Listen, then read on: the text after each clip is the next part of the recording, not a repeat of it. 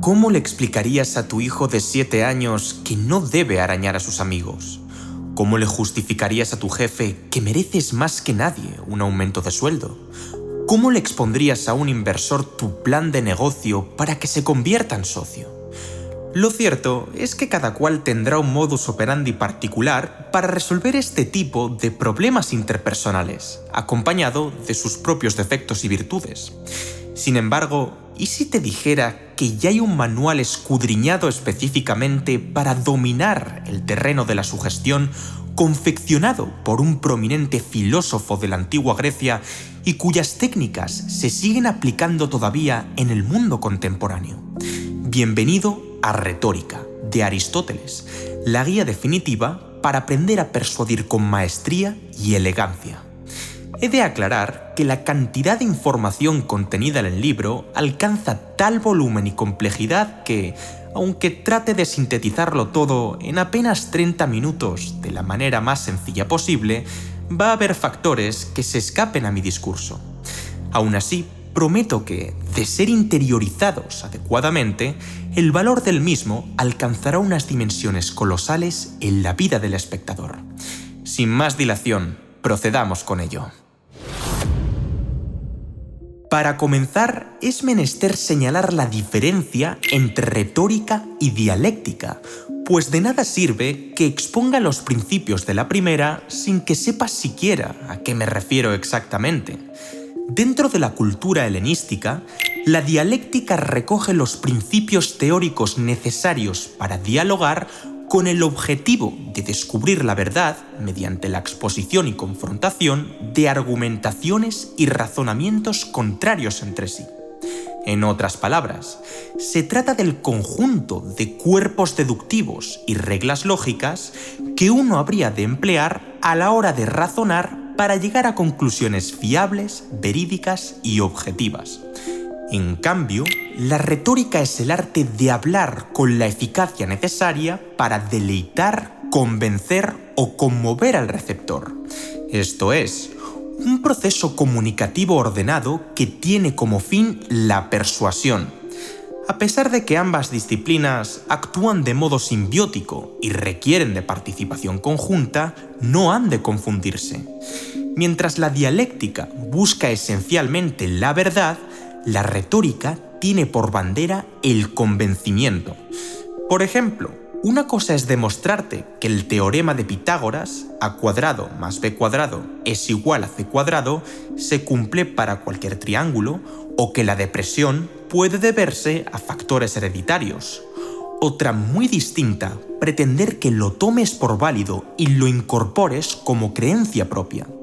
Si solamente tuviera que probar la veracidad de dichas afirmaciones, entonces bastaría con que pusiera los inputs en la ecuación o mostrara un estudio acerca de la neurobiología del estrés que describa la estrecha relación entre el cortisol, la hormona asociada al estrés, y el trastorno mental en cuestión. Sin embargo, ¿qué pasaría si la persona a la que se lo estoy explicando no entendiera mis argumentos? De acuerdo, ambas declaraciones no dejarían de ser verdad, independientemente de que el receptor me hubiera comprendido o no, pero no habría conseguido cambiar su opinión en absoluto. Dialécticamente se trata de un éxito, retóricamente de un estrepitoso fracaso. Presta atención a la siguiente cita de Aristóteles en el libro 1 de Retórica. Está claro que, si la audiencia pública estuviera impecablemente instruida y se ubicara en un estado mental adecuado, entonces apenas haría falta recurrir a la retórica. Mas qué grave error estaría cometiendo un litigante si pensara que la muchedumbre actúa siempre desde la cordura, la buena fe y la razón. Incluso si ese mismo hablante dispusiera del conocimiento más exacto del tema, instruir a un grupo semejante empleando únicamente la vía intelectual sería prácticamente imposible. Se distraen por factores que no pertenecen en absoluto al tema, no son capaces de seguir pruebas exactas basadas en hechos reales, son receptivos a los halagos y reacios a las críticas, tratan de confirmar sus creencias preestablecidas y para colmo, están mal acostumbrados al mal uso de este bello arte. Por ende, he aquí la condición primaria de la retórica aristotélica, la adecuación. No solo se valora el objeto, lo cual es un rasgo en común con la dialéctica, sino también el sujeto. Dicho esto, ¿garantizará la aplicación de los siguientes puntos que consigas convencer al interlocutor o a la audiencia en todas las circunstancias? Siento desilusionarte, pero no. Empero, la ausencia de eficacia absoluta no les priva de su eficacia estadística. El retórico se encuentra en una situación similar a la del médico. Pese a que disponga de un amplio conocimiento sobre el cuerpo humano, el catálogo de enfermedades y diversos remedios para prevenirlas y curarlas, es inevitable que alguno de sus pacientes muera. Por su parte, el maestro de la retórica sabe que hay cosas que dependen de él, verbigracia, comprender bien el método, y otras que no. Véase, actuar siempre desde la lucidez mental o el hecho de que el receptor tenga la más mínima intención de atender. Ahora, ¿qué podemos hacer para maximizar la probabilidad de que nuestra plática cale en el prójimo? En primer lugar, es necesario saber que una prédica consta de 3 elementos constitutivos: el hablante, el oyente y la temática. A raíz de esta división tripartita, parece lógico concluir que los medios técnicos de instigación responden a cada una de estas 3 partes. El carácter del hablante, esto es, el ethos, el estado emocional del oyente, esto es, el pathos, y la estructura del argumento en sí mismo, esto es, el logos. Vamos con cada uno de ellos. Uno persuade mediante el argumento cuando demuestra o pretende demostrar que algo es el caso. En otras palabras, el logos atiende puramente al contenido que sale de la boca del retórico, aunque no por ello dejando de lado aspectos tácticos y estratégicos que hacen de él un fragmento convincente. En lo que a esto respecta, podemos distinguir 2 partes fundamentales dentro del logos: la esencia, entendida como el grado de corrección lógica y de verdad ontológica, epistemológica y proposicional del tema en cuestión, y el estilo, que consiste en la belleza superficial del discurso. A fin de cuentas, el objetivo principal es buscar un punto de equilibrio entre la prueba y la persuasión, es decir, entre el qué y el cómo. Por un lado, hallamos en la esencia del argumento 2 recursos sumamente útiles a la hora de razonar. Creo conveniente abrirme paso por el corazón de la retórica aristotélica, el tecmerion, cuya traducción directa del griego es prueba o evidencia. Se trata de un tipo de entimema en el que se ofrece un razonamiento de carácter deductivo irrefutable y necesario por defecto. Lo entenderás mucho mejor escuchando este pasaje. Entre los múltiples indicios, algunos presentan una relación de particular a universal, otros de universal a particular. Por un lado, los primeros poseen la propiedad de ser rebatibles. Por ejemplo, todo el que afirme «los eruditos son justos» porque Sócrates era erudito y justo, estaría ofreciendo un indicio, mas este sería de carácter refutable por ir desde un particular, Sócrates es erudito y justo, hacia un universal, todos los eruditos son justos. Suponiendo que Sócrates fuera sabio y justo como pocos hombres lo han sido, esto no implicaría necesariamente que todo sabio sea justo. Es más, a uno le bastaría con encontrar un único contraejemplo, es decir, un erudito injusto, para refutar la conclusión precedente. Así pues, ¿cómo podríamos protegernos de este error? Sigamos leyendo. Por otro lado, los segundos indicios son automáticamente inapelables. Si uno dijera, sé que esta persona está enferma porque tiene fiebre, o sé que esta mujer ha dado a luz porque tiene leche, estaría ofreciendo una prueba que absolutamente nadie podría contradecir. Al ir desde lo universal todo el que tiene fiebre está enfermo y toda mujer que da a luz tiene leche, hacia lo particular. Él está enfermo porque tiene fiebre y ella ya ha dado a luz porque tiene leche. En tal caso, los hechos se presentarían como evidencias. El factor clave es que, al constar como un entimema o silogismo truncado, esto es, aquel en el que se elimina una de las premisas al darse por sabida o ser demasiado clara, el tecmerion goza de una simplicidad envidiable. Verbigracia, cuando decimos Sócrates es un hombre y por lo tanto es mortal, estamos dando por hecho que la audiencia sabe ya de sobra que todos los hombres son mortales, lo cual otorga agilidad al habla. Empero, como has podido observar, la efectividad de este procedimiento tiene sus límites. Nótese que, si cambiáramos el orden de los factores, yendo esta vez de lo individual a lo general, podríamos recaer en el error anterior. Quien dice, sé que esta persona está enferma porque está respirando rápido, está asumiendo que todo el que respira rápido está enfermo, lo cual es falso. Hay que tener cuidado con la extracción de conclusiones precipitadas de observaciones puntuales. En efecto, uno puede hiperventilar por sangrado o infección, pero también por causas distintas a estados patológicos, tales como mantener un encuentro sexual, correr 5 kilómetros seguidos o sufrir un ataque de pánico. Ergo, una solución práctica ante esta problemática sería modificar la anterior afirmación por un «cabe cierta posibilidad de que esta persona esté enferma» o «algunas personas que respiran así de rápido están enfermas», para subsanar así el margen de error de la inducción.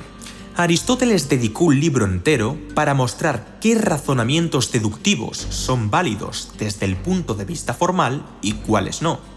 A los cuerpos lógicos que presentan validez los bautizó con el nombre de tópicos y a los que son incorrectos los denominó falacias. Para exponer todos y cada uno de ellos en detalle no necesitaría un vídeo, sino un curso entero. Dame paciencia, porque ya lo estoy preparando. No obstante, algo que sí podría hacer a corto plazo, en caso de que mucha gente lo demandara en la caja de comentarios, es un corto documental de dialéctica, donde abordaría los más importantes. Por ahora, es menester continuar con el segundo recurso de la esencia argumentativa, el paradigma, cuyo significado es paradigma o ejemplo. Aristóteles lo describe de la siguiente manera. El paradigma no es una deducción absoluta, como el tecmerion, que anexiona el todo con la parte, ni tampoco una inducción absoluta, que conecta la parte con el todo, sino una inducción de carácter relativo, es decir, aquella que asemeja la parte con la parte, lo semejante con lo semejante, pues cuando ambas proposiciones caen bajo el mismo género y una es más conocida que la otra, estamos ante un ejemplo. Si alguien deseara probar que Dionisio intenta la tiranía tras haber pedido una escolta, debería mencionar que Pisístrato aspiró a ella pidiendo una escolta, y habiéndola obtenido, se hizo tirano. Así sucedió también con Teágenes en Megara y otros tantos conocidos. Aun sin saber a ciencia cierta con qué motivo demandó Dionisio la escolta, uno podría exhibir dicho paralelismo si sospechara firmemente de él. Ofrecer ejemplos prácticos es una manera excelente de conectar con los oyentes, pues la información que se puede representar con facilidad, vivacidad y accesibilidad en la mente tiende a ser recordada como más creíble, probable y verídica. Así, los paradigmas recorren diversos campos del saber y pueden revertirse de distintas formas: analogías, historias, metáforas, comparaciones, etc. Este inversor es un carroñero que se ha aprovechado de un momento de debilidad colectiva. Los litigios son como un partido de fútbol, nunca se sabe lo que ocurrirá hasta el último minuto. Para que comprendan el fenómeno de la disonancia cognitiva, les contaré la fábula del zorro y las uvas, o la filosofía es al hombre lo que el anciano a su bastón. Es imprescindible estudiarla en las escuelas. Lo paradójico del asunto es que yo mismo estoy utilizando ejemplos para que te des cuenta de la importancia de utilizar ejemplos. A la postre, el buen orador se propone construir un castillo de conocimiento mediante una demostración retórica que siga la estrategia siguiente. Para que el grupo objetivo crea una tesis Q, el hablante debe seleccionar primero un conjunto de oraciones P1, P2, etc., con las que ya estén de acuerdo y sean estructuralmente impugnables.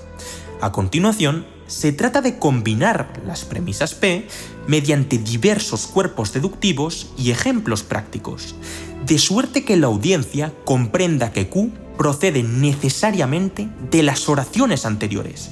Esta es la clave. No se trata de imponer la conclusión forzosamente sobre el receptor, sino de facilitarles el camino para que se crean que son ellos mismos los que han desembocado en la tesis propuesta. Tan pronto como entiendan que la conclusión se puede demostrar sobre la base de premisas que ya toman por verdaderas o creencias socialmente aceptadas, el sesgo de confirmación, la heurística de disponibilidad y la facilidad cognitiva harán el resto del trabajo. Por otro lado, es imprescindible cuidar el estilo, que consiste simple y llanamente en la naturaleza lingüística del argumento. Y es que un buen discurso debe cuidar aspectos tan esenciales como la gramática y el léxico, así como respetar la adecuación a la situación comunicativa, coherencia en las ideas que representa y cohesión entre todos sus elementos. El pensador declaró en el libro 3: en lo que concierne al estilo, este ejerce un cuantioso impacto sobre la claridad y, por ende, es necesario hasta cierto punto en la enseñanza. De hecho, según Aristóteles, la excelencia en la prosa depende del grado de claridad que porte el mensaje, pues el propósito genuino de cualquier presentación, charla o discusión es dejar algo claro, es decir, que el oyente comprenda lo que se está diciendo. Es por esto por lo que uno ha de tomar las debidas modalidades. Si el lenguaje se vuelve demasiado banal, pobre o caótico, será muy difícil atraer la atención de la audiencia. Para evitar esta tendencia, conviene recurrir a expresiones dignas o elevadas que se desvíen del uso común, puesto que un vocabulario novedoso tiene la ventaja de evocar la curiosidad del público. Ahora bien, ¿recuerdas cuál es la máxima que el autor expuso en su obra Ética a Nicómaco, la cual ha trascendido generaciones en el campo de la ética? Exacto, aurea mediocritas. La virtud se encuentra en el término medio entre dos extremos viciosos. En lo que a la retórica respecta, pasarse de culto, empleando variopintos tecnicismos junto a una escabrosa terminología, es la receta perfecta para que la comunicación se fragmente. ¿O me vas a decir que esta última frase no se podría haber escrito de forma más sencilla sin perder un ápice de su significado? No obstante, uno debe guardarse de excesos en lo que al léxico respecta. Si éste estuviera muy dignificado o fuera excesivamente sublime en relación con el tema de la prosa, la audiencia podría desatender la exposición, o peor aún, sospechar que el emisor está utilizando sus palabras para maquillar su ignorancia u ocultar sus verdaderas intenciones. Recuerda, el equilibrio entre la banalidad y la elevación es la claridad. Está bien querer despertar la atención del espectador con frases inesperadas y expresiones exóticas, siempre que se entiendan y conserven la sencillez. Una vez seamos conocedores de las estructuras lógicas y racionales que nos permiten dar un salto en la calidad del argumento, es hora de que nos enfoquemos en el segundo componente fundamental de la retórica, el ethos, cuya traducción literal es costumbre o hábito. Para Aristóteles, somos lo que hacemos repetidamente, motivo por el cual no es de extrañar que otra interpretación más profunda del término sea conducta o personalidad. Así pues, qué estrategias podríamos llevar a cabo con base en nuestra forma de ser. Según el autor, la persuasión por el carácter del hablante se logrará siempre que su discurso sea digno de crédito.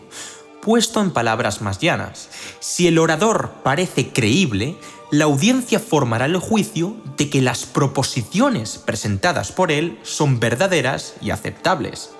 Esto es crucial en aquellas materias de debate cuya respuesta no sea inequívoca. Esto es, que haya lugar para la duda y no tengan sus raíces en el conocimiento exacto. Por consiguiente, como denota Tomás Calvo Martínez, no siempre es posible argumentar científicamente. Muy a menudo, uno se ve la necesidad de razonar en ámbitos que no son susceptibles de demostración. Por ejemplo, piensa en la deliberación sobre temas morales o políticos, o en general en cualquier dominio en el que opiniones discordantes colisionan. En este sentido, ¿cómo justificarías delante de tus amigos que conviene bajar los impuestos para sanear la economía? ¿Y de qué forma le expondrías a un juez que un determinado artículo del Código Civil debe ser revisado y modificado? ¿Es que existe acaso una única respuesta ante problemáticas de este tipo? Debatible, cuanto menos. Nótese la ironía del asunto. Si estuvieras en desacuerdo conmigo, podríamos incluso debatir acerca de si estos temas son en sí objeto de debate. No todas las ideas están encerradas en una caja cuadrada. Aunque uno pueda valerse de la retórica en diferentes esferas del conocimiento, es bastante más frecuente aplicarla en asuntos divergentes, morales, prácticos y públicos. Todo esto está muy bien, pero ¿cómo se las arregla el hablante para parecer una persona creíble?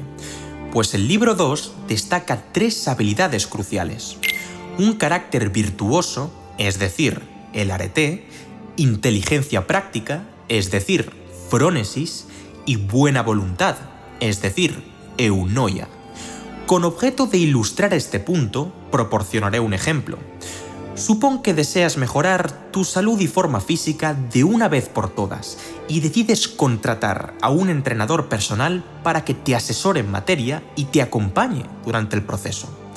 Tras navegar un poco por internet, das con un fenómeno muy curioso. Hay 2 profesionales que disponen de la misma cualificación, conocimientos, experiencia laboral e incluso edad. Es más, ambos te exponen por llamada planes de entrenamiento idénticos y unas tarifas prácticamente similares. Eso sí, con una pequeña salvedad. Uno de ellos no está en forma, el otro sí lo está. Dicho esto, responde con sinceridad. ¿A quién de ellos contratarías? O mejor todavía, ¿cuánto tendría que bajar el precio o mejorar sus servicios el entrenador no entrenado para que le seleccionaras? Probablemente, las personas más analíticas adoptarían un enfoque nietzscheano, es decir, mostrarían total indiferencia. Si tengo las llaves de tu celda, pero te dijera que aún no he encontrado las mías, ¿te negarías en caso de que te ofreciera tu libertad? Al fin y al cabo, ambos tienen exactamente las mismas papeletas desde el punto de vista dialéctico. Sin embargo, los clientes más pragmáticos o down to earth, que mezclan factores racionales con los emocionales, o directamente se decantan por los segundos, resaltarían lo evidente. Si ni siquiera él ha conseguido optimizar su condición física, ¿cómo espera que yo lo haga? Tiene que cumplir con lo que predica. Aristóteles distinguía entre 2 tipos de sabiduría: la sofía y la frónesis. Por un lado, la sofía consiste en la sabiduría aplicada a un marco teórico y recoge habilidades tan esenciales como la capacidad de distinguir lo real de lo ficticio, la cantidad y calidad de información que alberga tu mente y la correcta manipulación de cuerpos deductivos y razonamientos inductivos. Por otro lado, la frónesis consiste en la sabiduría práctica, esto es, la aplicación de todo el tejido conceptual previo en forma de acciones y hábitos. A la hora de defender nuestras ideas, es imprescindible transmitir al interlocutor la tranquilidad de que no solo las conocemos, sino que además las vivimos, de que no solo forman parte de nosotros, sino que nosotros formamos parte de ellas. Aunque uno conozca mucho y sepa entrelazar dichos conocimientos para obtener una visión fidedigna de la realidad, ha de trasladarlos a la praxis si quiere maximizar su capacidad persuasiva. Sí, la congruencia es necesidad. Una persona de mi edad, que ya lo ha visto todo, tiene sus dudas acerca de este hombre. Mi estancia en el ejército me ha enseñado que la precaución es ahora la mejor estrategia. Como médico especialista, le confirmo que este tratamiento generará buenos resultados. Y espérate, porque todavía no ha llegado el plato fuerte. En los párrafos anteriores hemos presumido la buena intención del emisor. Pero, ¿qué ocurriría si alguien quisiera inculcar adrede falsedades en otra persona? Este es uno de los peligros inmanentes a esta práctica. ¿Y si un político infame se aprovecha del miedo y la ignorancia para difundir mentiras? ¿Y si una institución religiosa se escuda en sus dogmas para ocultar hechos científicos? ¿Y si un cónyuge se refugia en la confianza de su pareja para cometer una infidelidad? En definitiva, ¿qué ocurriría si alguien lograra convencerte de que una acción o creencia poco ética es correcta, de que un hecho o una afirmación falsa es verdadera, o de ambas? Tras todo lo mencionado, sería deseable que uno defendiera a capa y espada lo verdadero y lo ético por encima de todas las cosas. Si crees que es esto lo que ocurre de facto, despierta. No vivimos en un mundo de piruletas y colores. El propio Aristóteles considera su sistema de gran utilidad, pero los buenos fines para los que la retórica es útil no definen la capacidad retórica como tal. Así pues, el pensador no dudó en admitir que, en efecto, se trata de una herramienta neutral, pudiendo ser empleada por personas de carácter virtuoso o depravado. Esto es, puede ser canonizada en buenos o malos propósitos. No obstante, también justificó que el riesgo de una praxis viciada, ya sea por errores en su ejecución o por malas intenciones, es compensado con creces por el beneficio que la retórica reporta, pues es mucho más fácil propugnar lo justo y lo bueno que lo contrario. Por ello, la condición más sustancial es la honradez o buena voluntad. Una vez hemos pulido técnicamente el discurso en sí y nos hemos puesto a la altura ética y moral que requiere su difusión, es hora de jugar con el estado emocional del oyente. Sí, esto último puede sonar, irónicamente, un tanto pretencioso, manipulador y falto de ética.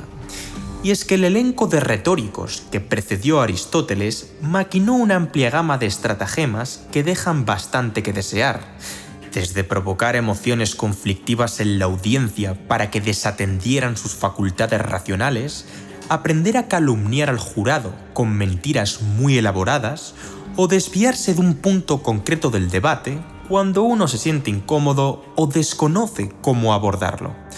No me malinterpretéis, por supuesto que el autor también enseña a despertar pasiones en el público, pero condena fervientemente el ejercicio de lo que se presupone un bello arte para fines egoístas e indecentes, razón por la cual lo hace desde el cumplimiento de las 3 condiciones del ethos expuestas en el apartado anterior: arete, frónesis y eunoia. Presta atención a su cita. La prioridad del hablante es el cuerpo lógico del mensaje. No utilizaríamos la apelación al sentimiento si el público estuviera verdaderamente instruido, mas sabemos que no es el caso. Así pues, consideren esta vía como una necesidad ante la falta de preparación de los oyentes. El término pathos significa pasión, estado de ánimo o emoción, y recoge precisamente el conjunto de destrezas que permiten al orador crear, intensificar o disminuir las emociones ajenas. Pongamos un par de casos en los que apalancarse en este recurso es decisivo. Si fueras un padre, ¿cómo le explicarías a tu hijo que es importante estudiar matemáticas en el colegio? Si fueras un gestor financiero, ¿cómo le propondrías tu plan a alguien que no tiene ni idea de dinero? En aras de abordar dichos problemas, uno podría recurrir a la curiosidad y al entusiasmo. Sé que te encantan los videojuegos. ¿Sabías que la industria se encuentra en alta demanda? ¿Te has planteado alguna vez dedicarte al desarrollo de videojuegos? Los mejores desarrolladores son unos frikis del diseño, la programación y las matemáticas. Yo creo que tú vales para esto. Otra manera es inducir al miedo y el arrepentimiento. Escucha, no tiene que ser necesariamente conmigo, pero yo preferiría confiar el patrimonio que tanto me ha costado generar a un especialista que permanezca atento a lo que sucede en el mercado, que tener que ver cómo pierde valor conforme pasan los años por dejarlo en manos de las entidades bancarias. A ellas no les interesa que tus ahorros crezcan, sino maximizar su beneficio. Está claro que las personas no juzgan de la misma manera desde la alegría, la sorpresa, la tristeza o la hostilidad.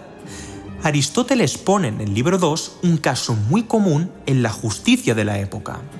Un magistrado que está en un humor amistoso y cordial tenderá a pensar que el individuo al que se le imputan cargos penales no parece haber cometido ningún mal o solo lo ha hecho en justa medida.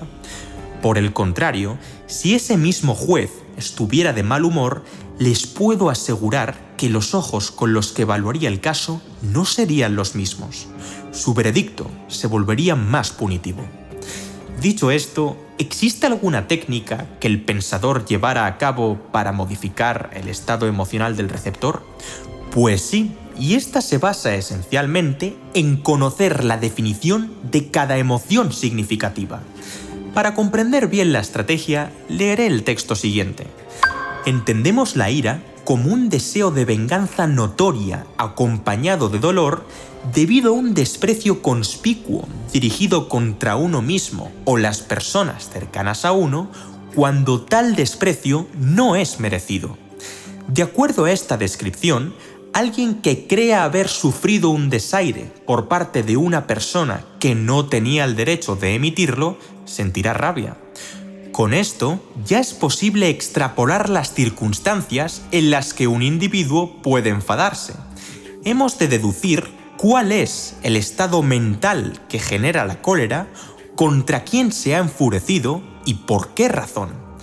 Te invito a aplicar este planteamiento al resto de emociones que desees engendrar: confusión, celos, euforia, apatía, asco, agobio, esperanza, etc. Lo mejor es que el orador ni siquiera ha de salirse del tema en cuestión. Es más que suficiente con detectar qué aspectos del mismo están causalmente conectados con la emoción que se busca suscitar o amainar. Aristóteles nos enseña con esta obra maestra que la retórica no es un pariente pobre de la lógica, ni tampoco un conjunto de artimañas cuyo único fin es ganar la causa a través del sinsentido generalizado. Más bien, consiste en el arte de aportar verdaderas exhibiciones, argumentos y justificaciones susceptibles de ser revisados, con la finalidad de influir en el sistema de creencias de un número indefinido de personas. Desde el momento en el que pazos, ethos y logos convergen armónicamente hacia la persecución del bien común, no se me ocurre mejor herramienta en el arsenal de la civitas. Ahora yo te pregunto, ¿estás preparado para utilizarla?